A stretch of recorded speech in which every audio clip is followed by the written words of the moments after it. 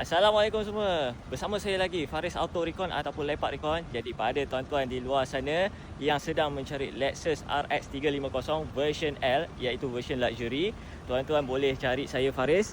Okey. Dekat sini kita ada sebuah unit tahun 2023. Okey, ini datang original from Japan, belum touch up, belum buat apa-apa lagi, dalam keadaan yang sangat cantik, cemerlang. Ini model tahun 2023. Okey. Semua original lagi. Macam inilah keadaan kereta yang Faris akan bagi pada tuan-tuan yang berminat dengan model Lexus ni. Okey tuan-tuan.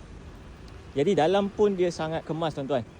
Yang datang dia tak perlu buat apa-apa lagi lah orang kata kan. Dalam keadaan yang cantik, cemerlang.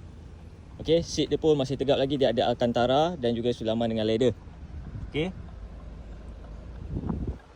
Ada sunroof juga ya tuan-tuan ya.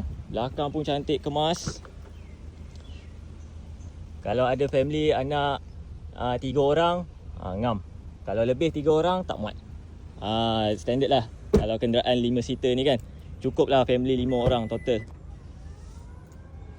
Belakang ruangan bonet dia pun luas juga tuan-tuan ya. Power boot semua siap, jangan risau. Okey. Jadi pada tuan-tuan dekat luar sana, model tahun 2023 nak cantik yang macam ni, original from Japan. Okey, starting price dia daripada 310,000 dan ke atas. Dia boleh sehingga mencecah 320,000 lah untuk tahun yang sama. Okey, semuanya bergantung pada tahun, dia punya condition dan juga dia punya mileage. Mileage yang saya sediakan ini semua yang rendah-rendah, bawah daripada 30-30,000 ke bawah. Okey tuan-tuan, jangan lupa cari saya Faris dengan 8 tahun waranti disediakan. Tekan 5 service di bawah. Bye bye.